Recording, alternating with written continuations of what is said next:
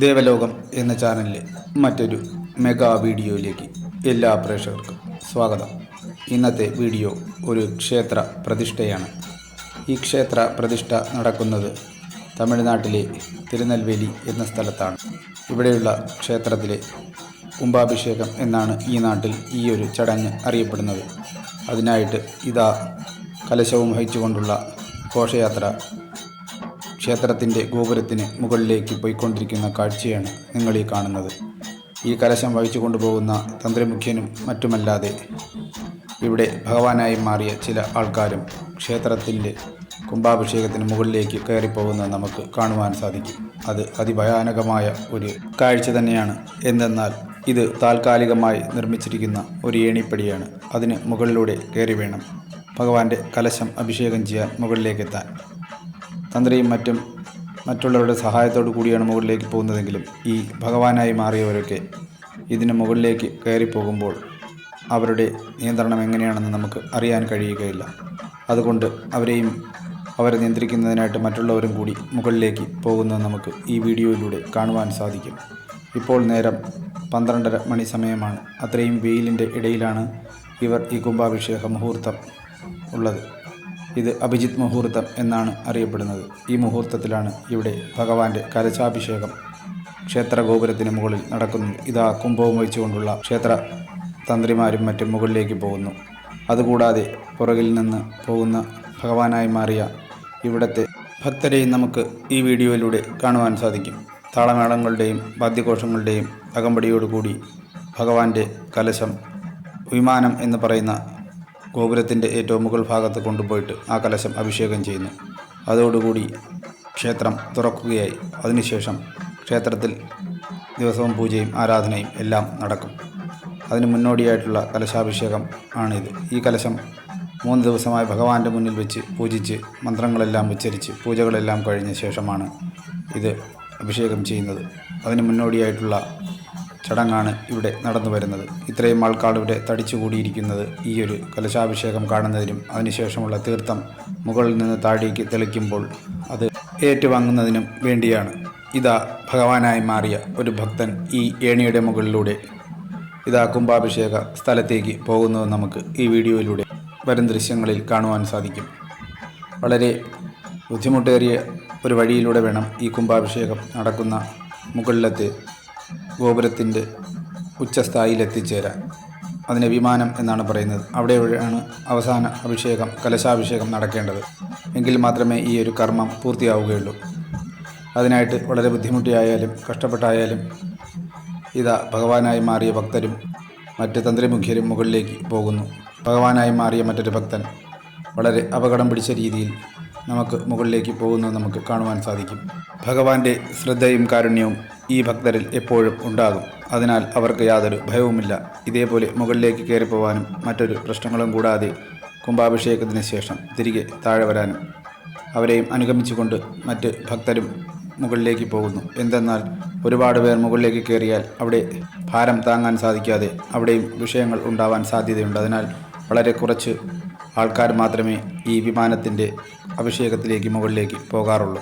താന്ത്രികപരമായ പ്രതിഷ്ഠയായതിനാൽ മുകളിൽ ചെന്ന ശേഷം മന്ത്രോച്ചാരണങ്ങളും പൂജകളും മറ്റ് ചടങ്ങുകൾക്കെല്ലാം ശേഷം വേണം ഈ കലശാഭിഷേകം നടത്താൻ. അതിനുശേഷം മാത്രമേ തിരികെ വരാൻ സാധിക്കുകയുള്ളൂ. ഏകദേശം അരമണിക്കൂറോളം നമ്മൾ ഈ വിമാനത്തിന് മുകളിൽ, അതായത് ഈ ക്ഷേത്ര ഗോപുരത്തിന് മുകളിൽ നിന്നുകൊണ്ട് ഈ പൂജകളെല്ലാം ചെയ്തിട്ട് വേണം തിരികെ വരാൻ. അതുവരേക്കും ക്ഷമയോടെ താഴെ ഭക്തർ കാത്തു നിൽക്കുന്നു. ജീവിതത്തിൽ ഒരു പ്രാവശ്യം മാത്രമേ ഈ കുംഭാഭിഷേകമൊക്കെ ഈ ക്ഷേത്രത്തിൽ കാണുവാൻ സാധിക്കുകയുള്ളൂ. പിന്നീട് കുംഭാഭിഷേകമില്ല. പിന്നീട് പ്രതിഷ്ഠാ വാർഷികം മാത്രമേ ഉണ്ടാവുകയുള്ളൂ. അതിനാൽ ഈ ഒരു കുംഭാഭിഷേകം എന്നത് അത്രയും പുണ്യമായ ഒരു ചടങ്ങാണ്. 1000 പൂർണ്ണചന്ദ്രനെ കണ്ട ഒരു ഫലമാണ് ഒരു ക്ഷേത്രത്തിലെ കുംഭാഭിഷേകം കാണുന്നത്.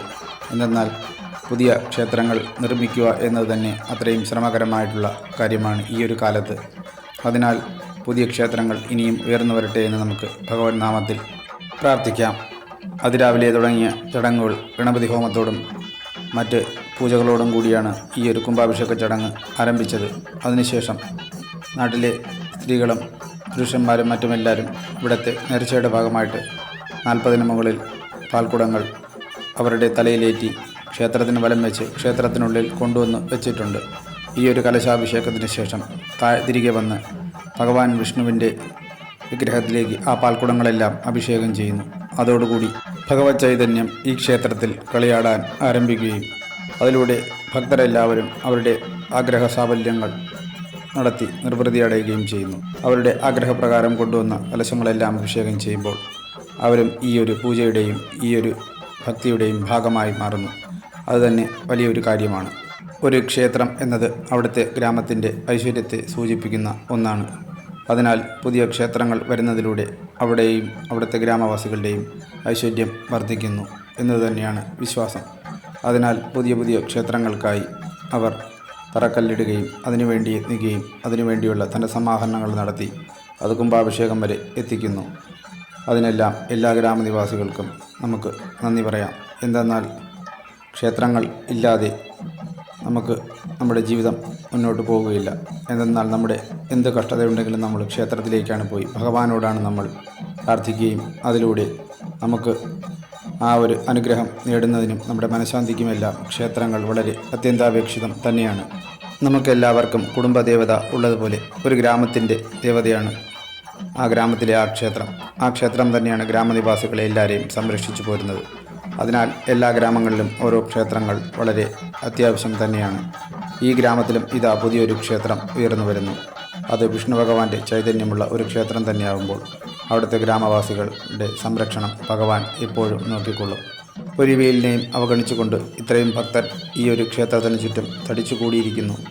എന്തെന്നാൽ ആ ഒരു കുംഭാഭിഷേക മുഹൂർത്തത്തിന് വേണ്ടിയാണ്. അഭിജിത്ത് മുഹൂർത്തം എന്നാണ് ഈ 12:20 ഈ സമയം അറിയപ്പെടുന്നത്. ആ സമയം ആവുമ്പോൾ മാത്രമേ ഈ കലശാഭിഷേകം വിമാനത്തിന് മുകളിലൂടെ ഒഴിച്ച് ഭഗവാന്റെയും ആ ക്ഷേത്രത്തിനും ശക്തി പകരുന്നു. അതിലൂടെ പുതിയ ക്ഷേത്രത്തിന് ചൈതന്യം കൈവരുന്നു. പുഷ്പാലങ്കാരങ്ങൾ വളരെ ഭംഗിയായി തന്നെ ക്ഷേത്രഗോപുരത്തിൽ ചെയ്തിരിക്കുന്നത് നമുക്ക് ഈ വീഡിയോയിലൂടെ കാണുവാൻ സാധിക്കും. ഇതാ മുകളിൽ നിൽക്കുന്നവർ പൂജയും ധ്യാനവുമായിട്ട് ഭഗവാനെ വിളിച്ചുകൊണ്ട് ഇതാ അഭിജിത്ത് മുഹൂർത്തത്തിന് വേണ്ടി കാത്തു നിൽക്കുന്നു. താഴെ ഭക്തർ അവരുടെ തീർത്ഥജലത്തിനായിട്ട് അക്ഷമരായിട്ട് കാത്തു നിൽക്കുന്നു. ഇതെല്ലാം ഈ ഒരു കുംഭാഭിഷേകത്തിൽ മാത്രം കാണാൻ കഴിയുന്ന ചില കാഴ്ചകൾ മാത്രമാണ്. ക്ഷേത്ര ഗോപുരത്തിലെ കലശാഭിഷേകത്തിന് ശേഷം തന്ത്രിയും മറ്റും താഴെ വന്ന് ഭഗവാനെ മറ്റ് എല്ലാ ഭഗവാന്മാർക്കും ധൂപം ദീപം നൈവേദ്യങ്ങളെല്ലാം നൽകി അവർക്ക് ദീപാരാധന കാണിക്കുന്നു. അതിലൂടെ മാത്രമേ ഈ ഒരു ക്ഷേത്ര പ്രതിഷ്ഠ അതായത് കുംഭാഭിഷേകം ചടങ്ങ് പൂർത്തിയാവുകയുള്ളൂ. ഈ ചടങ്ങ് പൂർത്തിയായത് ഏകദേശം 4 മണിയോട് കൂടിയായി. ഒരുപാട് വിഗ്രഹ പ്രതിഷ്ഠയുള്ള ക്ഷേത്രമാണിത്. പെരുമാൾ, ദേവി, അയ്യനാർ തുടങ്ങിയ ഒരുപാട് പ്രതിഷ്ഠകളുണ്ട്. ഈ പ്രതിഷ്ഠകളിലെല്ലാം നമ്മൾ അഭിഷേകം നടത്തി ധൂപം ദീപം നൈവേദ്യം മറ്റു പൂജകൾ എല്ലാം ചെയ്ത ശേഷം മാത്രമേ അടുത്തടുത്ത ചടങ്ങുകളിലേക്ക് പോകാൻ സാധിക്കുകയുള്ളൂ. ഈ ക്ഷേത്ര പ്രതിഷ്ഠയുടെ അവസാന ചടങ്ങായിട്ടുള്ള മഹാദീപാരാധനയോടുകൂടി ഈ ഒരു കലശാഭിഷേകം അവസാനിക്കുന്നു. മഹാദീപാരാധന എല്ലാ ഭഗവാനെയും കാണിച്ച് അത് ഭക്തർക്കും ഒഴിയാൻ നൽകുന്നതിലുകൂടി ഭക്തർക്കും സായുജ്യമടയുകയും അവർ അതിനുശേഷം ക്ഷേത്രത്തിൽ നൽകുന്ന പ്രസാദം അതായത് അന്നദാനം കഴിച്ച ശേഷം തിരികെ അവരവരുടെ വീടുകളിലേക്ക് പോകുന്നു. ഈ ക്ഷേത്ര കുംഭാഭിഷേകത്തോടനുബന്ധിച്ച് എല്ലാ വീടുകളിൽ നിന്നും ഗ്രാമവാസികൾ അവരവരുടേതായിട്ടുള്ള തട്ടം നൈവേദ്യം ഇവിടെ ക്ഷേത്രത്തിന് മുന്നിൽ സമർപ്പിച്ചിട്ടുണ്ട്. അതെല്ലാം അവർ പ്രസാദത്തോടു കൂടി സ്വീകരിച്ച ശേഷം മാത്രമേ തിരികെ പോവുകയുള്ളൂ. ഇതാ അഭിജിത്ത് മുഹൂർത്തം വരവായി. മുഹൂർത്തങ്ങളിൽ ശ്രേഷ്ഠമായ മുഹൂർത്തമാണ് അഭിജിത്ത് മുഹൂർത്തം. അതിനു മുകളിൽ വേറെ നല്ലൊരു മുഹൂർത്തമില്ല. അതിനാലാണ് ക്ഷേത്ര പ്രതിഷ്ഠാ ചടങ്ങുകൾക്കെല്ലാം അഭിജിത്ത് മുഹൂർത്തം എടുക്കുന്നത്. ഇവിടെ 12:20 എന്ന സമയമാണ് അഭിജിത്ത് മുഹൂർത്തം.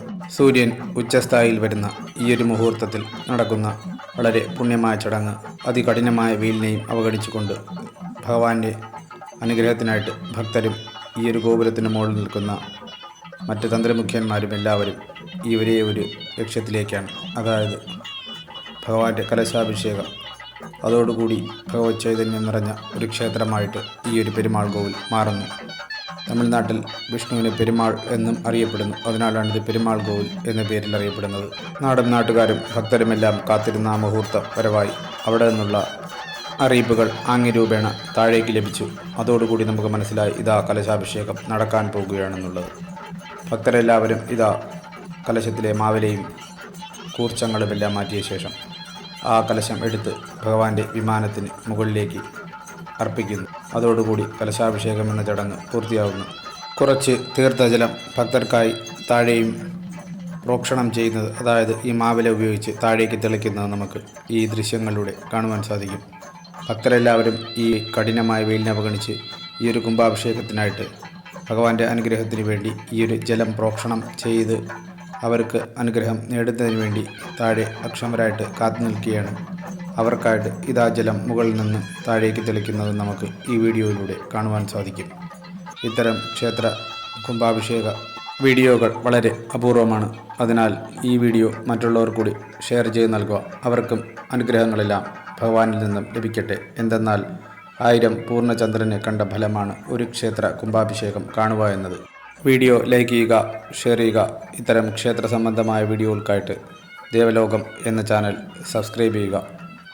ഓം വിഷ്ണവേ നമഃ.